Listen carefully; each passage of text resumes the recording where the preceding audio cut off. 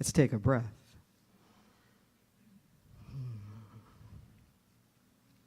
Well, good evening. Welcome to this evening's panel. I'm Reverend Deborah Johnson from Santa Cruz, California. And it's a real special time that we're going to have here together for the next hour. When we were busy organizing and having various conference calls, I posed a question about, we're talking a lot about the movement, we're talking about a lot of things that are going on, but where are our stories in there? Where's our struggle? You know, we didn't just hatch here. You know, I was so terribly closeted that I can remember as a freshman in college, 16 years old, freshman at USC, I was so closeted when I first went there, I actually backed up against the table where the flyers were about where the gay group was meeting and knocked all the flyers down on the ground so I could pick one up without being noticed, but freaked out, ran away, and came back and stole one off a tree. And the group was meeting in the religious center. And my little Pentecostal heart didn't know what to do. We didn't hatch here. We all had our stories. And I'm going to invite some of my illustrious colleagues to come up. And the question that's being posed to each and every one of us, and I'll answer it as well, is what is the stone that we had to roll away? What was our own internal stone that we had to roll away in order to integrate? And I'm not saying reconcile, very deliberately, to integrate our sexuality and our spirituality. Okay? So we're each going to take about 6 minutes to do that. I'm going to bring them up in a moment, and we're going to be here. We'll see how we do on timing, and if there's enough timing, we'll open it up for some questions. But I want you to really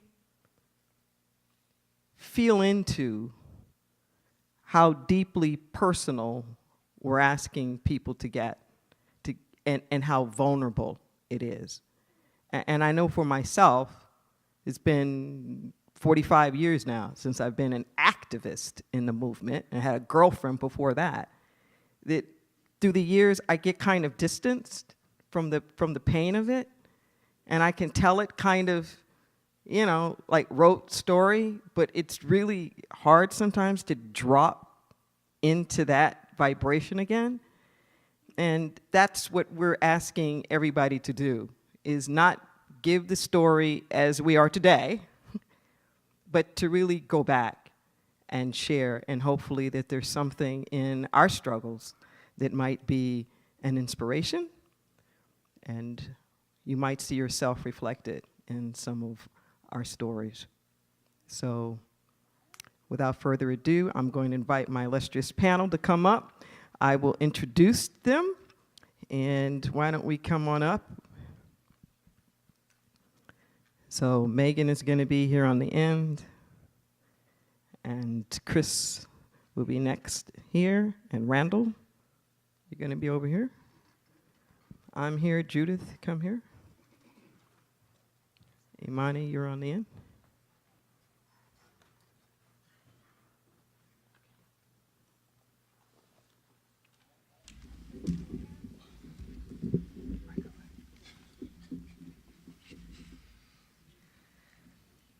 So, once again, I want to thank you for your honesty and your willingness to have the rest of us bare soul, to bare your soul to the rest of us of the journey.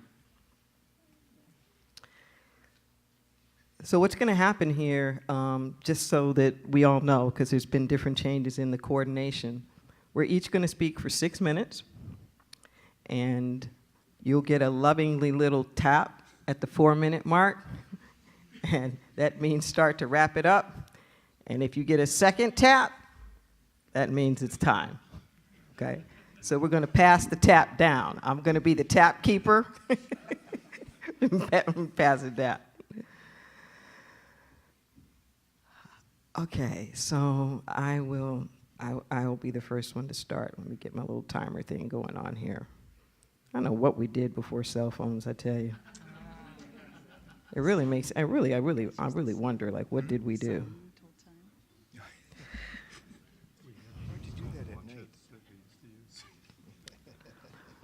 So I grew up very fundamentalist, evangelical, charismatic, Pentecostal in the Holiness Church, the Church of God in Christ. See, you got empathy for me already. My mother was president of the Women's Christian Council, and I was born gay. I mean, there was never a question, never a doubt. In fact, I was kind of relieved when I found out that's what it was, because I didn't have a name for it. I actually thought maybe I was trans till I was about 10 or 11 years old, because I just couldn't quite figure out what was going on. And I know that I struggled so much with the hell and the brimstone, and, you know, it's satanic and God hates you. And at that particular time, the American Psychiatric Association hadn't changed their minds, so we were sick and depraved. We still had the sodomy laws. You know, we were criminal. The church says we're satanic. You know, that's a lot for 10. You know, that's just a lot to wade through. And I had so much agony. I just did. It was like, God, you got to talk to me, because that's not what I think. And if that's what's really true, you got to talk to me. And when I went to college in 1972, there were two things that happened right at the same time. One, Troy Perry's, you know the book, The Lord is My Shepherd, and He Knows I'm Gay. I still haven't read that book. I finally got a copy from him a couple of years ago. You know, we've been colleagues for years, but just the title gave me so much hope, because in my heart, that's what I knew. I knew God didn't make no junk. And I really felt like God made me who I was. And just that title alone gave me this big sense of hope and starting to move that little stone away. That same year, Del Martin and Phyllis Lyon came out with Lesbian Woman. All I needed to know was that it was possible. Because up until then, there was nothing. There wasn't a Hallmark card, a love song, an image, a comic strip. Nothing. There was nothing, no evidence whatsoever that the life that I felt that I was destined to live was possible. And here were two women at that point in time who had been together for 20 years. It's on my mind. It's possible. That's all I needed to know. And then about 4 years later, about graduation time, this play came out. And do not confuse it with the Tyler Perry version of this movie. For Color Girls Only, When the Rainbow is Enough, by Ntaki Shange. It's a beautiful story. There are 6 women in it. There are no props. And they're all in the same outfit. And at the end, they're loving up on each other. There's got to be a laying on of hands. And there was a line in there that shook me to my core. It said, I found God in myself, and I loved her fiercely. Oh, my God. That God could be inside of yourself, and that God could be like me. God wasn't just some big old white man in the sky, and that I could have a relationship with God, and God could look like and feel like and be me. That's what I needed to roll away the stone. That's what I needed to confront my own internalized homophobia, to really see some possibility, and to know that I could find God on my own terms. And I would be remiss if I didn't say this.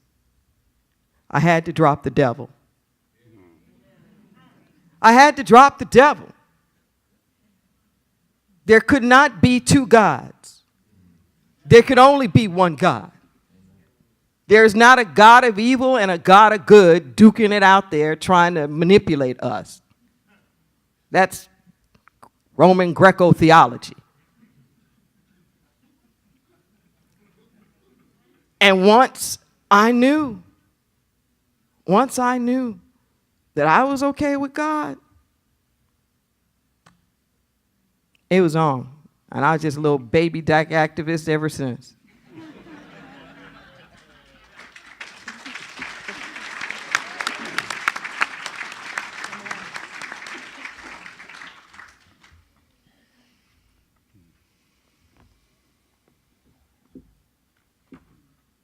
So let me introduce this panel. I've modeled a little bit about what's going to happen here. So we're going to go every other person is how we're going to do this. And I'm going to introduce the panel starting from the end, now that I've kicked it off. On my far right is Dr. Imani Woody. She is the founding director and the CEO of Mary's House for Older Adults. She works fiercely in our community on issues of diversity and inclusion as a consultant as well.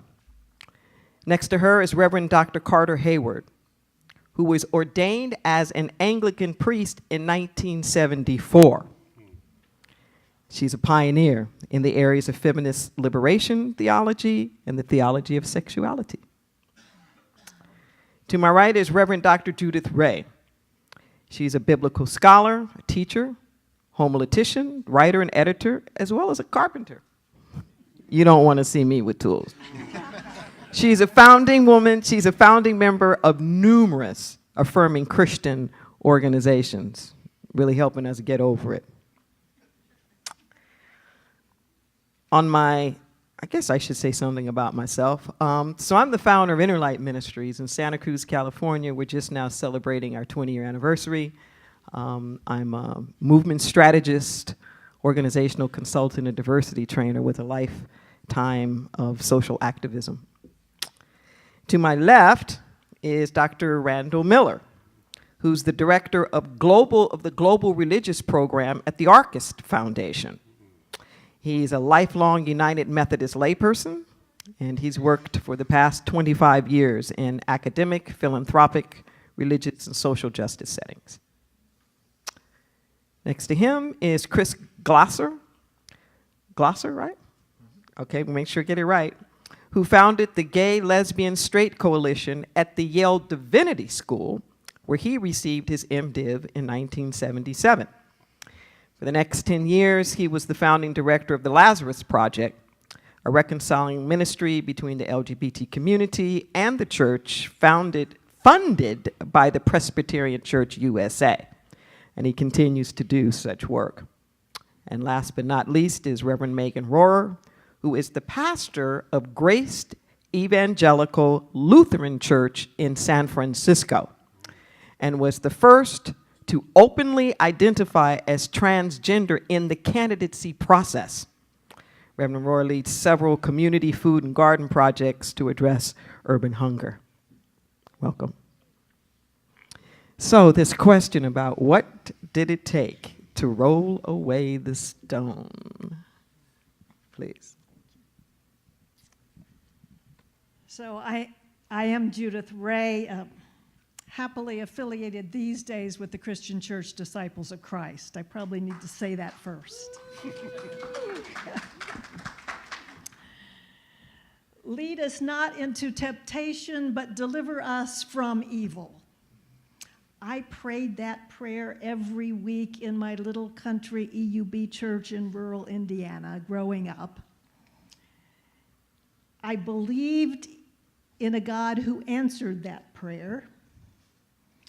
So when, as a teenager, I watched all of my female classmates get all giddy about boys, and I couldn't figure out what that was all about because I wasn't feeling that at all, I just thought God had answered my prayer.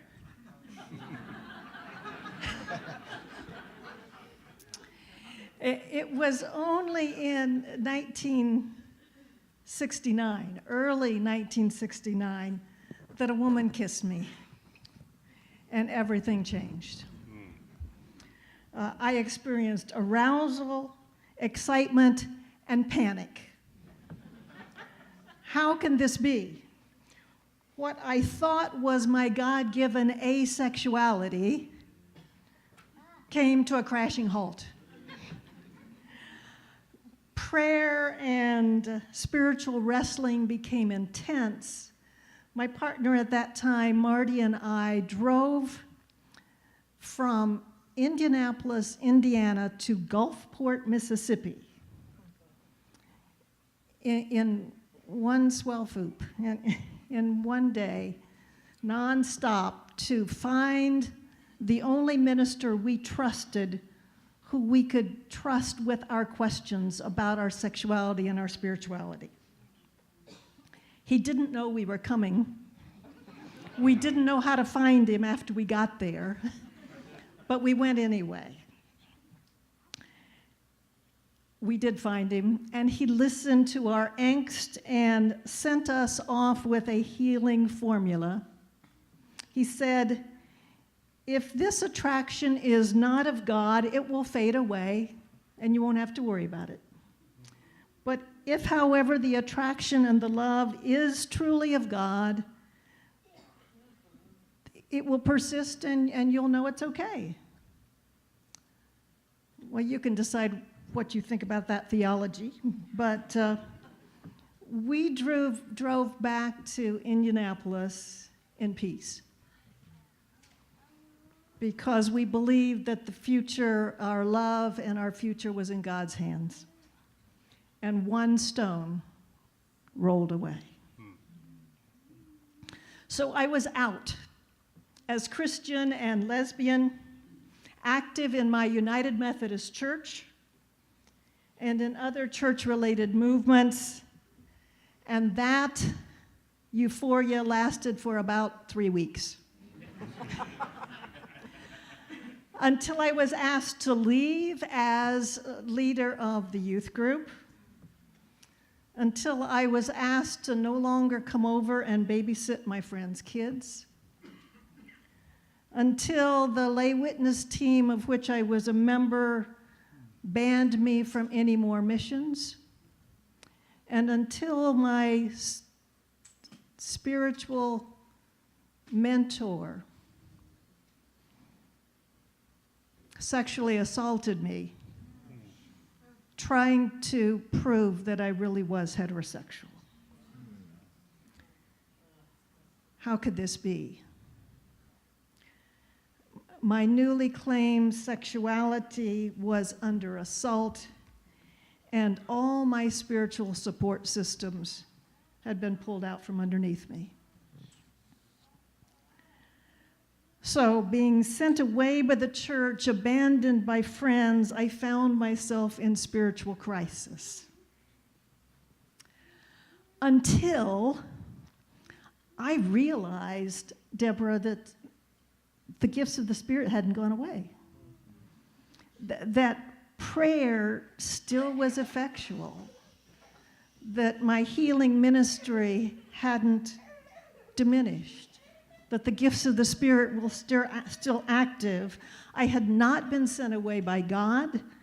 I had not been abandoned by Holy Spirit. The gospel of Jesus Christ was just as true then for me as it had been before, except more so now.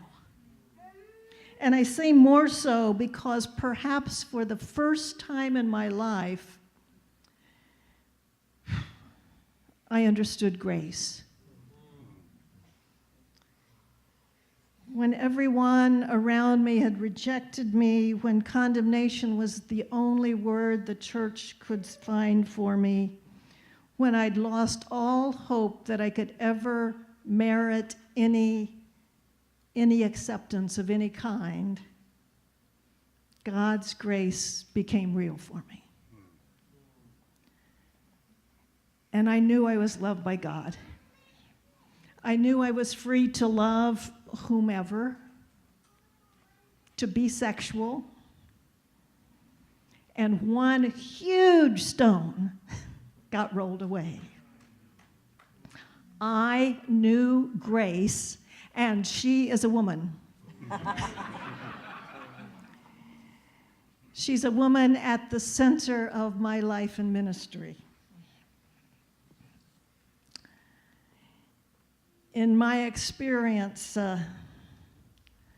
the stone that inhibits resurrection, that stands in the way of liberation and integration, is not singular. Do you hear me? Yep. Coming out to my parents was one stone to be rolled away. And that's a story for another time. In late 1969 in rural Indiana, Marty and I found a United Methodist pastor who would perform a wedding ceremony for us. One more stone rolled away. In 1973, the end of that sacred relationship precipitated another spiritual sexual crisis. And I married a man. Eventually had 2 children, spent 12 years struggling with what it meant to be a bisexual. Another stone to be rolled away. And in the midst of that struggle, another crisis as I chafed at and rejected churches and society's expectation of monogamy. Oops. Oh my, another stone to be rolled away. Just about the time that I was ready to celebrate liberation and integration, new challenges came in intimate relationships with 2 women of color, not serially. My white privilege was challenged. Another stone. And later in the 80s and 90s and 2000s, I faced institutional and church academic stones that were difficult. I've still not been able to roll them all away. I've not been able to roll away the stones of job losses and of economic fragility.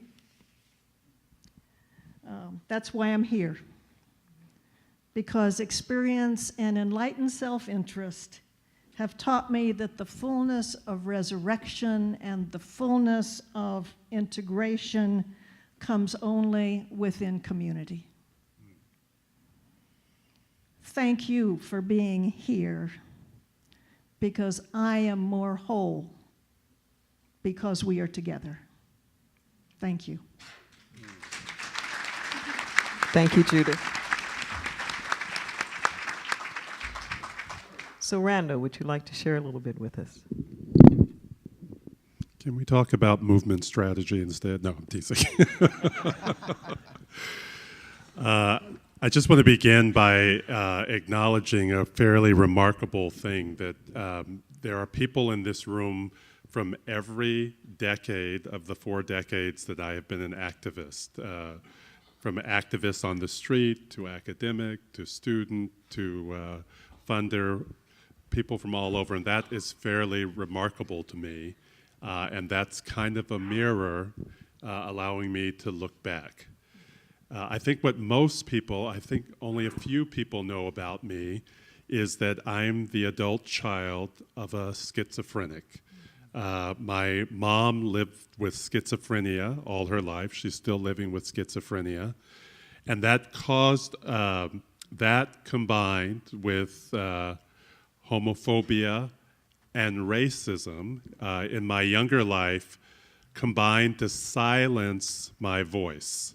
If you've read Maya Angelou's work, you know that at a certain point when she encountered trauma in her own life, she had a kind of mutism that came in. Now, I could speak, but I wouldn't speak for about 5 or 6 years of my life.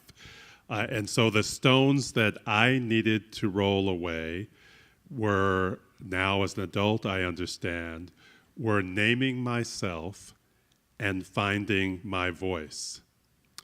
The way that that silence surrounded me and the way that I experienced that silence was that even though I believe I had a remarkable college and seminary education, by the time I got to seminary, I felt like I was living in a plastic box or a glass box where I couldn't touch other people and they couldn't touch me, and I couldn't empathize.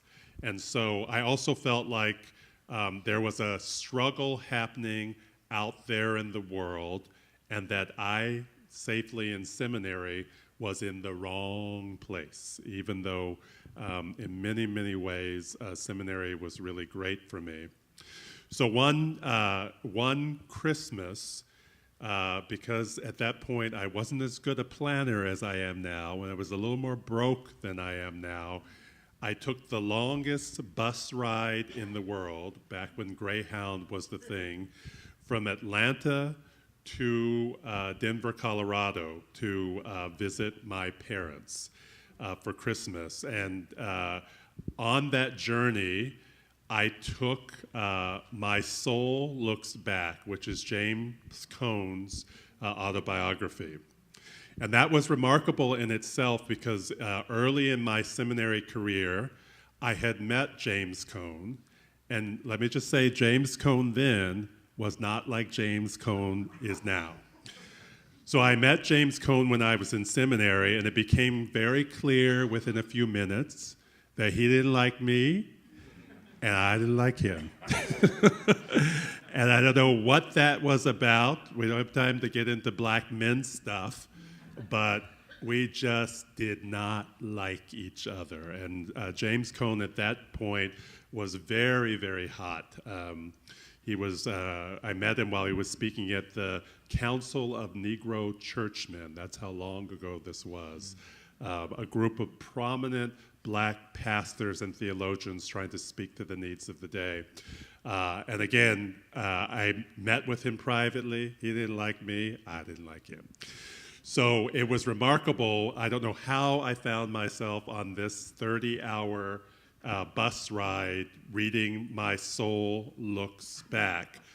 But somewhere in the middle of that journey, I came to this passage that began my journey of finding a voice and naming myself. And the passage was, when your theology begins to speak about life and death, when theology speaks about the things that matter, then doing theology comes easily and naturally. And what that said to me was that I had to begin to do theology and think very deeply and personally about my own circumstances as a gay black man. And that if I was going to do this work, I had to do it understanding my own blackness and my own queerness. And from that point on, with the help of a lot of folks in the room, I began to find my name and find my voice and speak about things that mattered. And so I'm deeply grateful to James Cone, who is not now what he was then, nor am I. Thank you.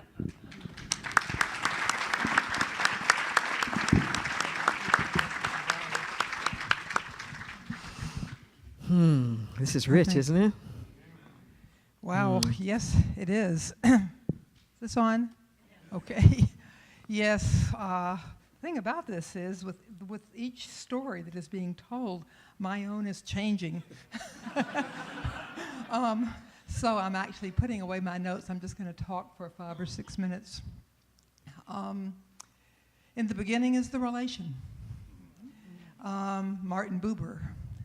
Someone earlier today, Deb Peavy, I think it was, asked me about my own doctoral dissertation, which was about mutual relation and sort of where that came from. And I've realized in listening to my 3 colleagues speak so far that I guess I've known this, but I really realized it sitting here, how early it began, how early in my life that sense of mutual relation, of radical relationality as sacred, as God, really began. And so the integration of everything in my life, including my sexuality and my spirituality, began when I was a very small child. Living in the mountains of Western North Carolina, an only child for 6 years, cultivating a relationship with nature, with creatures, with a black snake, whom I very creatively called Blackie, and who had really just come around. And I had I was a very imaginative kid, and I had an imaginary playmate, a little black girl named Sophie Couch. In a very racist society, the word racism we didn't know, but the word colored I knew, and I knew there was something the matter with the way white people and colored people seemed to have to live, not in the same place, in separate places, in different kinds of worlds, and I was troubled by that. So Sophie Couch and I developed a relationship. My mother would set a place at the table for Sophie Couch. And Sophie Couch would pray, would have family prayer with my family. My family, my parents, were fairly moderate to conservative Christian white Southerners, but they were extremely supportive and open-minded about their children and wanting us to be able to think for ourselves and grow into whoever we would grow into. Now, I don't think it occurred to them where this might lead me, their oldest child, and many years later we had that conversation when I came out when I was in my mid-30s.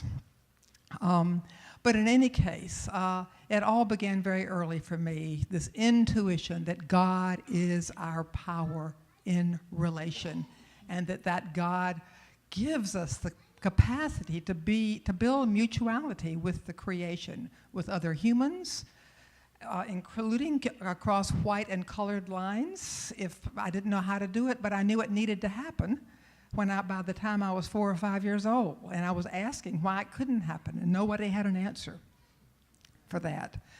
But I knew it wasn't God's will. I knew that racism was not God's will. I also believe that I was very polymorphously perverse when it comes to my sexuality. I believe that I was having erotic connections with the earth, with the creatures, with the mountains, with the water. That sexuality was a very holistic dimension of who I was, just as spirituality was, and perhaps even the same thing. Sexuality and spirituality for a 3-year-old or a 5-year-old. Anyhow, we'll jump forward. As I grew up, the big stone that recurs, that it's never fully rolled away, is fear. Fear.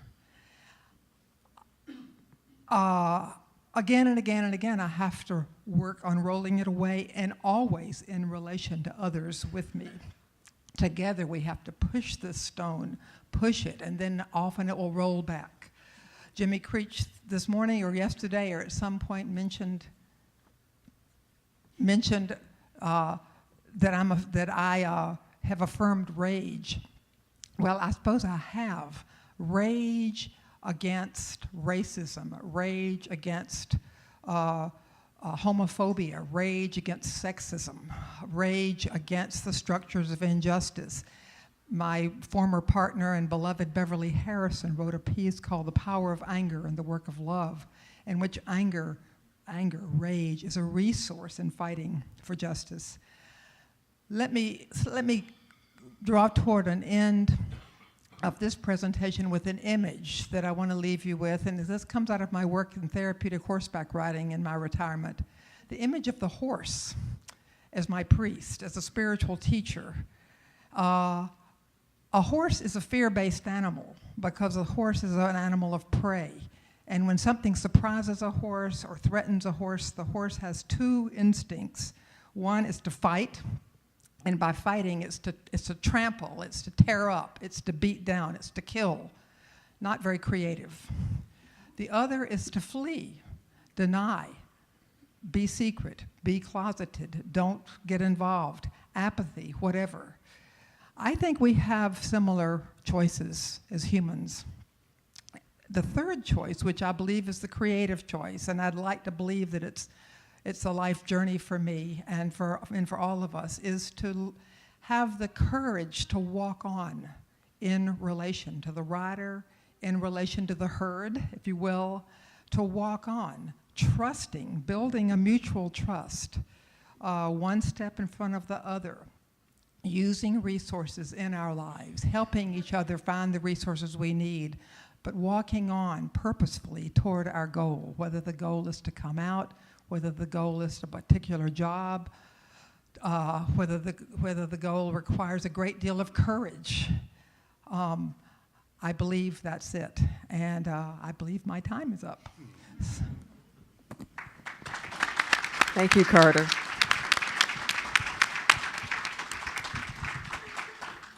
So, Chris, we're going to turn to you now. Here we go. I don't want to hold it.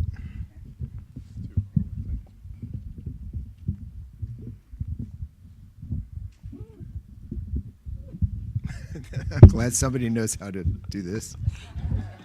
Thank you. To say something about my own story, I want to start with the story from which this metaphor, rolling the stone away, comes from the conference and for this particular conversation.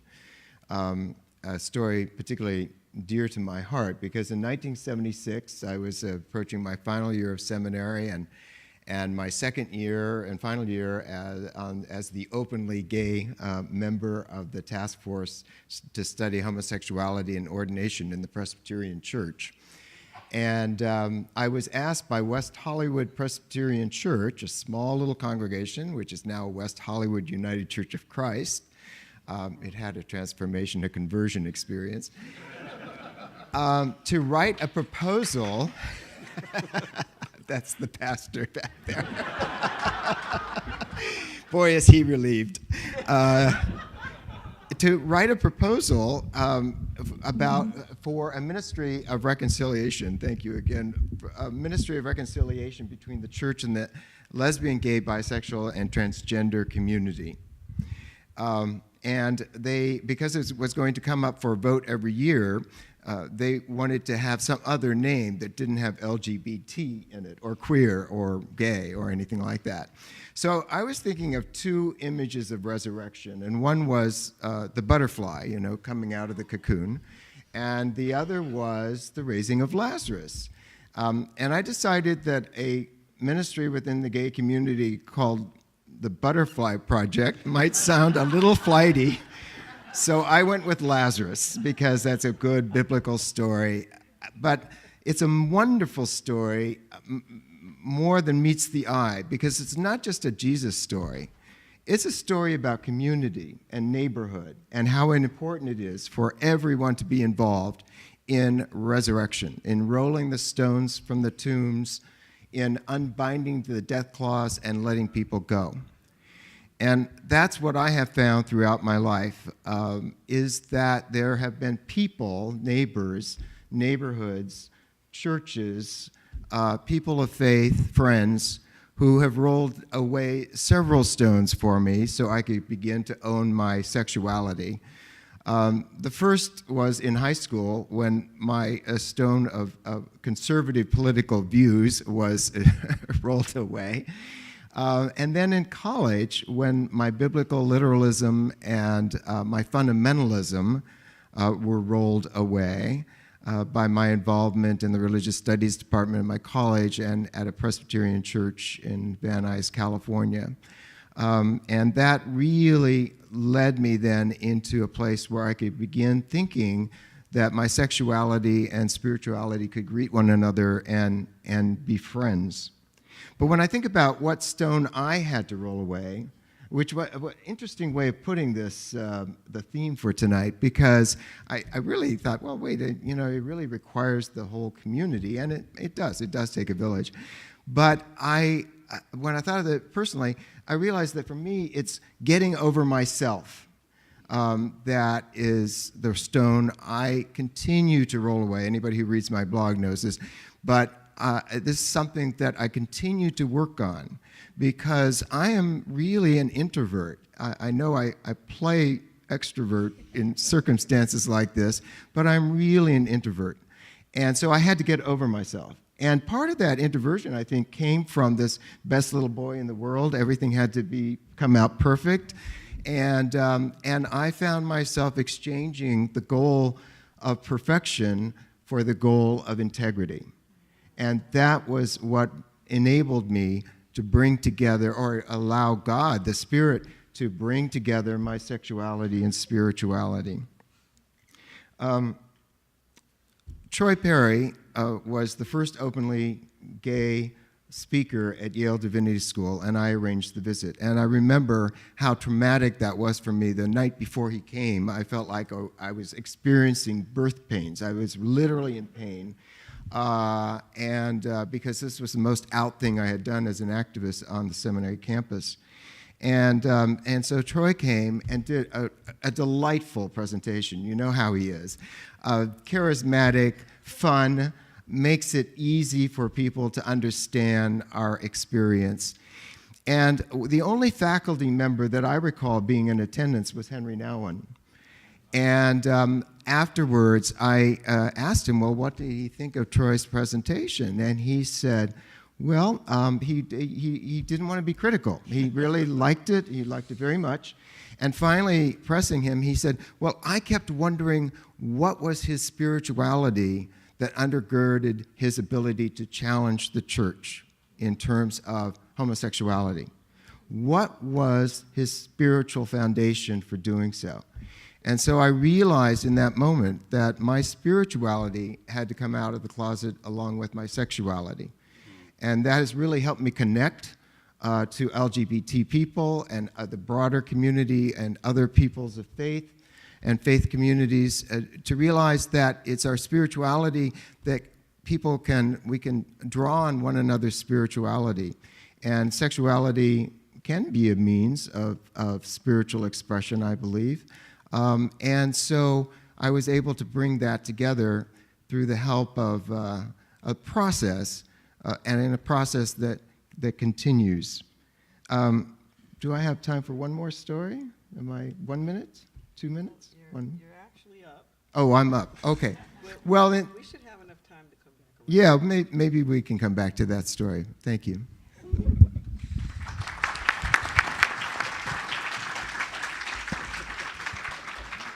Thank you, Chris.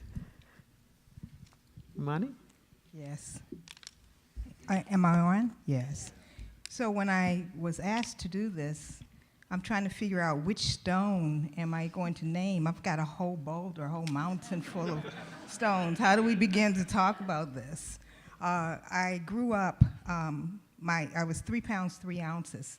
And so I was always told that I was a miracle, that God made me and I was a miracle. So that was and I'm the oldest kid.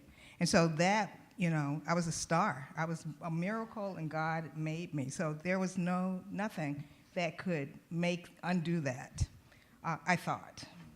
And so we grew up Baptist. I grew up Baptist until I was about 7 years old, and then my parents converted to Pentecostal, fundamental Pentecostal, no red, no lipstick, no dancing, no friends, church Sunday through Sunday, blah, blah, blah. Some of you know what I'm talking about, right? my mom died when I was 10. And so I was kind of mad at God. This God who made me a miracle, how could he take my mother? I don't know how that happened. And then I was abused by someone who was supposed to be caring for me sexually. My father turned into this awful person, and he was abusive to all his children. He had 5 children, and but I still was special because I was made by God, even though I was mad at God, and I carried that madness, angry, tried to be agnostic because God did not come and help me through all these things. And I married, did it twice before I got it right. Married a man, did that twice before I got it right, and right for me, and divorced both of them, and found this woman, or she found me, I can't remember now, it's been a while. And she had a relationship with God. But her God, she would say stuff, and I shared this with some people here, she would say stuff like, God, what the Now, that wasn't the God I knew, right? I mean, we're talking about fire and brimstone, gets struck by lightning, and she would say this regularly, God, what the God, help me with this. God, and I'm looking at her wondering, what? You know you're going to go to hell. And she says, well, my God knows me, inside and out, knows me. And that was a powerful and profound kind of thing. And guess what? She went to MCC, DC. So she 13-stepped me to MCC, DC. And I stayed there. But just prior to meeting her, though, I saw Candace Schultes at a funeral. I had never seen a lesbian minister. What the?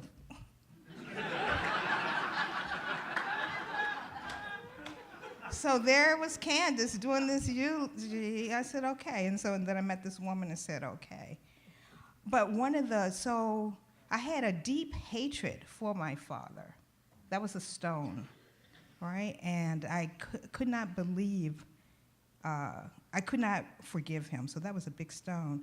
Then I had this real madness toward God. So those are 2 big stones. So I'm in an airport going about business, going about my job, and I'm in the air. And we're flying, and it's really turbulent. And the pilot, the stewardess says, tells us again, reiterates about putting your mask on first. So if they do that another time, we know it's serious, right? And people are getting really scared. I'm nervous too. I'm looking out the window, the plane is shaking, saying, oh God, calling God now, right? Oh God. And as we're flying, the plane goes up and up and up and up. And there is the sun shining. The S-U-N is shining. And the turbulence and mishmash and junk is underneath. The epiphany was the sun, the S-U-N, is always shining, and the S-O-N is always shining. When I got off that plane, I made arrangements to go see my pop. It was not me who rolled that stone away. That stone was rolled away. And I became a member of MCCDC. And I don't say I'm a Christian, because that has a little stuff for me. But I do aim to be Christ-like and act like Christ acts. I still have a lot of stones, y'all, but those 2 have been rolled away.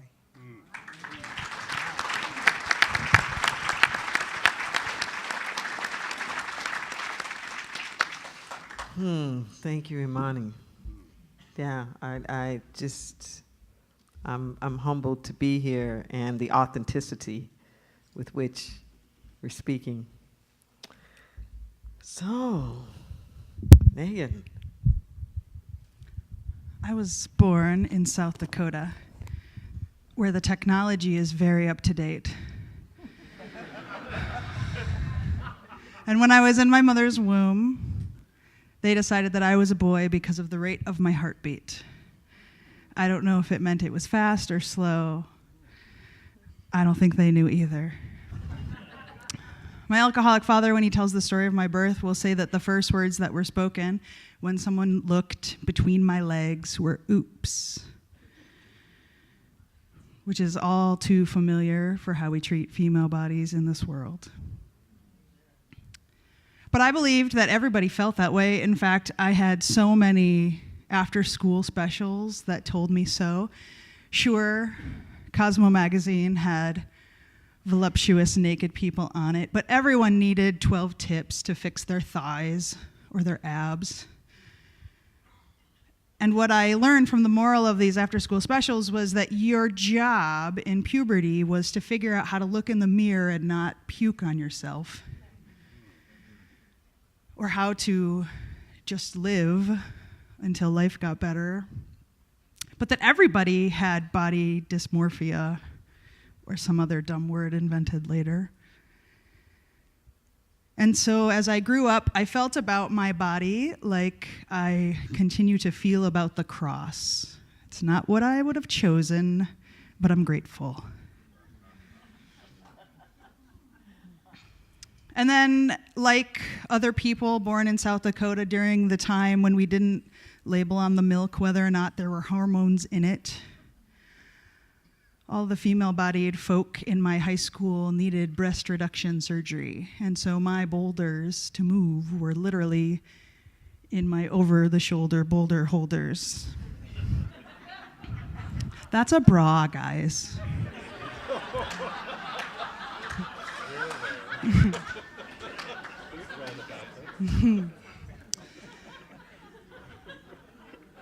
And I had been a part of a queer Lutheran movement that borrowed our authority from the future. We got ordained before anyone gave us permission, and I lived to see that day in the future when the church declared that we were in fact pastors.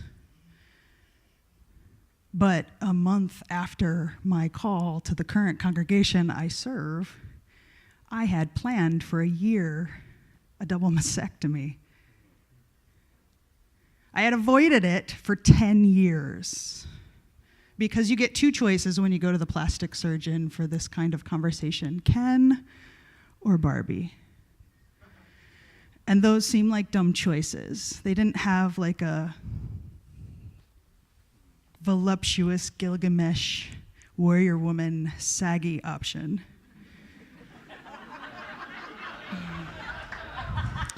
They literally only had 12 inches from your clavicle. Your nipples will be perky because this is my art. Shut up and stop asking those questions. And so I waited because I was comfortable with my body when I hadn't made the choice, but making a choice in one direction or the other felt stupid and dumb and performative. And how do you do that when everyone's watching you? When there hadn't been a Sunday I had ever preached where someone had not commented on my hair or my earrings or my outfit, or touched my body thinking it was funny,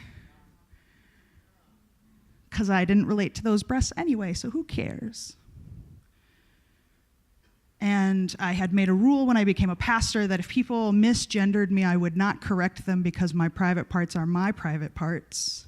And so it had been printed in the paper both directions, both that I was born with a penis and that I was born with a vagina, and I never corrected any of them because it kind of was funny. And my congregation accepted me. In fact, I got 7 copies of the Time magazine with Laverne Cox on the cover on the same day.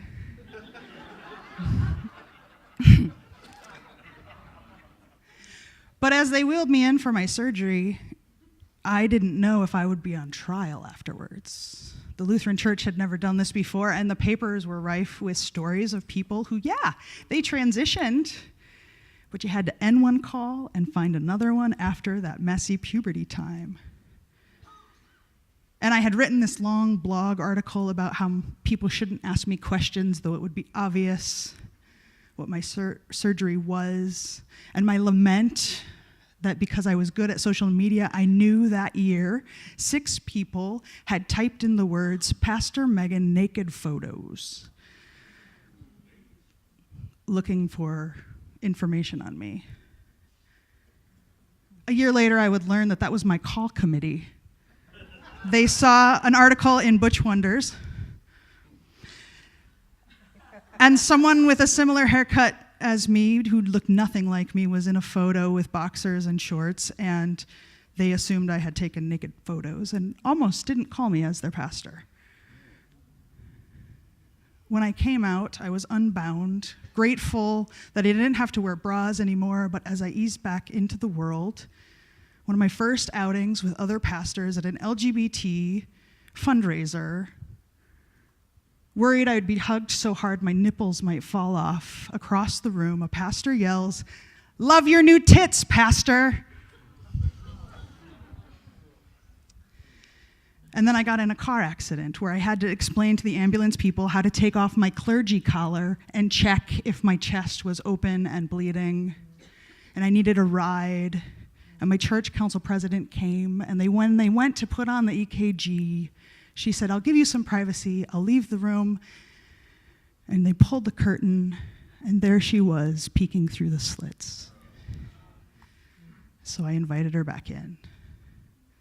You can unbind, but if your wrappings are like Lazarus, those death wrappings leave you naked when you take them off. And the most important gift Jesus gave Lazarus was to say, "Let him go," before anyone could try to poke him like they would do to him later.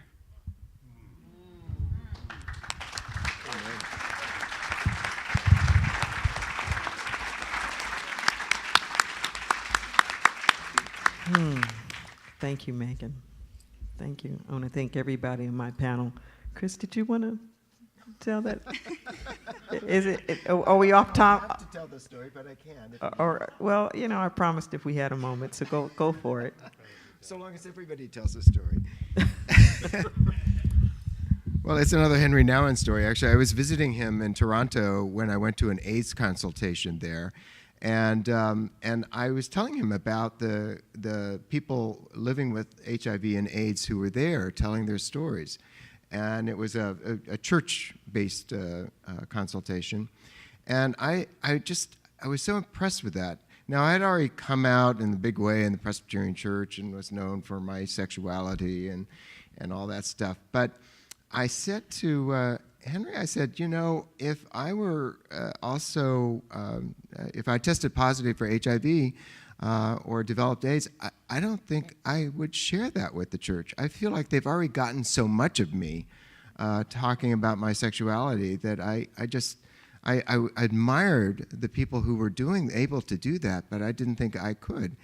And he said, he understood that perfectly, but he said he really believed that the Christian offered their life for others. And that's what we were to do, was to share our stories, as several speakers have mentioned, is that we offer our lives to others. And that's how we all grow. Great, thank you. So I want to do a little time check here, because I wasn't sure if we had an hour, so it's time to cut. Okay.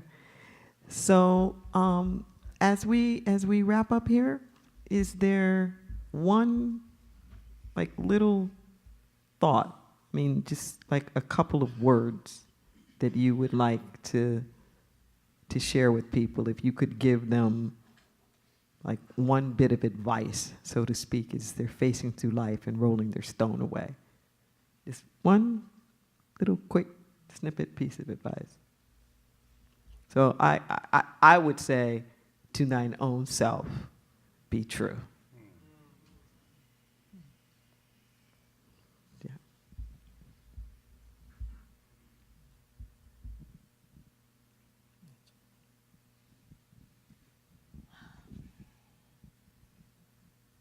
you want to think about it? And it's minute. Okay.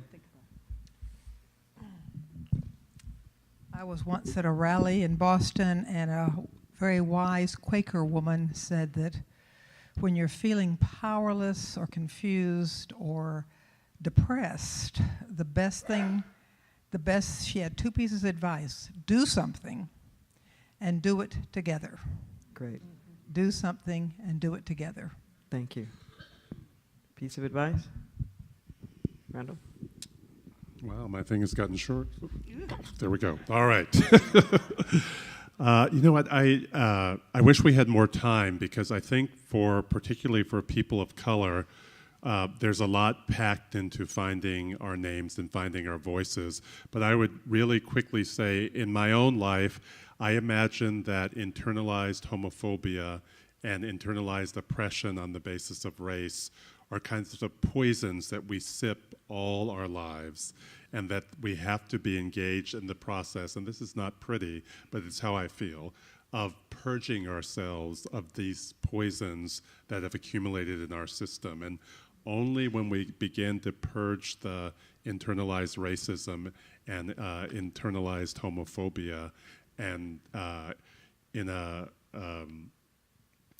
internalized challenges around gender identity do we begin to really live.